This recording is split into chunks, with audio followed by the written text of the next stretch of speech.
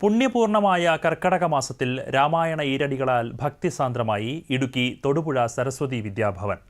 സനാതനം ധർമ്മ പാഠശാലയുടെ നേതൃത്വത്തിൽ നടന്ന ജില്ലാതല ഏകദിന രാമായണ സംഗമം കുട്ടികൾക്ക് പുത്തൻ അനുഭവം പകർന്നു. ബാല്യങ്ങളിൽ സനാതന മൂല്യങ്ങൾ വളർത്തിയെടുക്കാൻ ലക്ഷ്യമിട്ടാണ് ഈ സാംസ്കാരിക കൂട്ടായ്മ സംഘടിപ്പിച്ചത്. പഞ്ഞമാസം എന്നറിയപ്പെടുന്ന കർക്കിടകത്തെ ഭക്തിയുടെയും ആധ്യാത്മികതയുടെയും ധന്യതയിലേക്ക് നയിക്കുകയാണ് രാമായണ പാരായണം. ഈ രാമായണ മാസത്തിൽ കൊച്ചു കൂട്ടുകാരുടെ മനസ്സുകളിൽ ഭക്തിയുടെയും മൂല്യങ്ങളുടെയും വിത്ത് പാകി സനാതനം ധർമ്മ പാഠശാല ഇടുക്കി ജില്ലാ കമ്മിറ്റിയും തൊടുപുഴ സരസ്വതി വിദ്യാഭവൻ സെൻട്രൽ സ്കൂളും ചേർന്നാണ് ഏകദിന രാമായണ സംഗമം ഒരുക്കിയത്. തികച്ചും ഭക്തിസാന്ദ്രമായ അന്തരീക്ഷത്തിൽ സ്കൂൾ ഓഡിറ്റോറിയത്തിൽ ഒത്തുചേർന്ന വിദ്യാർത്ഥികൾ ഹൃദയതന്ത്രികളിൽ തൊടുന്ന ഈണത്തിൽ രാമായണ കാവ്യം ചൊല്ലി.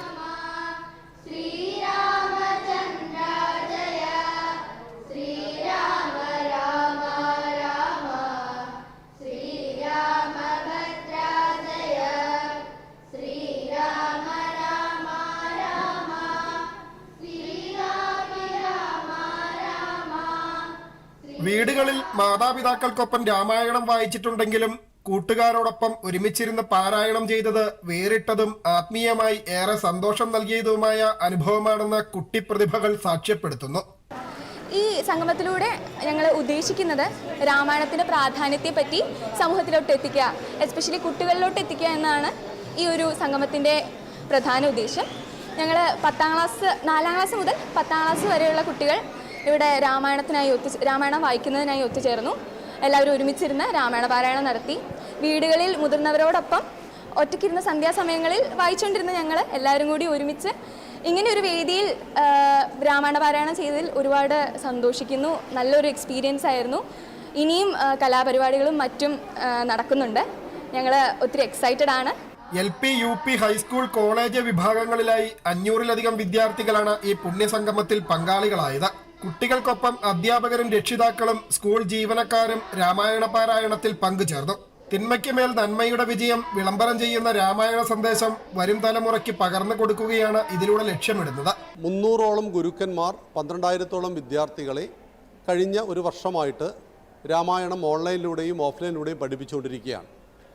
കുട്ടികളും മുതിർന്നവരും എല്ലാവരും ഒന്നിച്ചു വരിക, ഒന്നിച്ച് രാമായണത്തിലെ ആദ്യത്തെ 2 കാണ്ഡങ്ങൾ ബാലകാന്ഡം, അയോധ്യാകാന്ഡം വായിക്കുക.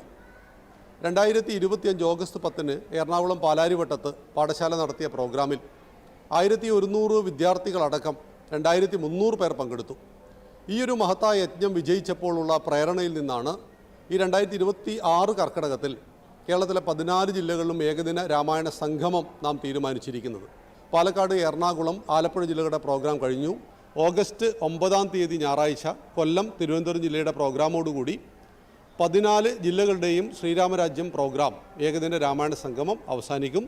പ്രധാനമായിട്ടും വിദ്യാർത്ഥികളെ രാമായണം പഠിപ്പിക്കുക, ഇതാണ് നമ്മുടെ ലക്ഷ്യം. 60 വയസ്സിന് ശേഷം വായിക്കേണ്ട ഒരു പുസ്തകമാണ് രാമായണം എന്ന മിഥ്യാധാരണയെ തിരുത്തി 4 വയസ്സ് മുതലുള്ള വിദ്യാർത്ഥികൾ പഠിക്കുക. പ്രധാനമായിട്ടും ഇവിടെ 10 വയസ്സിന് മേലെയുള്ള വിദ്യാർത്ഥികളാണ് ശ്രീരാമരാജ്യം പ്രോഗ്രാമിൽ പങ്കെടുത്തുകൊണ്ട് രാമായണം പാരായണം ചെയ്തുകൊണ്ടിരിക്കുന്നത്. നന്മയുടെയും ധർമ്മത്തിന്റെയും പാതയിൽ പുതിയ തലമുറയെ വഴി നടത്താൻ ഇത്തരത്തിലുള്ള സംഗമങ്ങൾ കരുത്തേകുമെന്ന പ്രതീക്ഷയിലാണ് സംഘാടകർ.